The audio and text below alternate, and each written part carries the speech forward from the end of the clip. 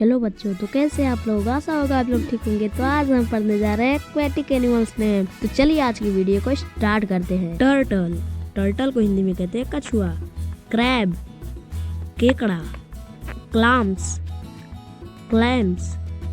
Seagull, गंगाचिली। Sea lion, जाल सिंह। Jellyfish, jellyfish. लॉबस्टर, झींगा। Dolphin, dolphin. कार्मोरेंट, पनकौवा। कोरल, प्रवाल। फिश, मछली। स्क्विड, विद्रुप। Shark, shark.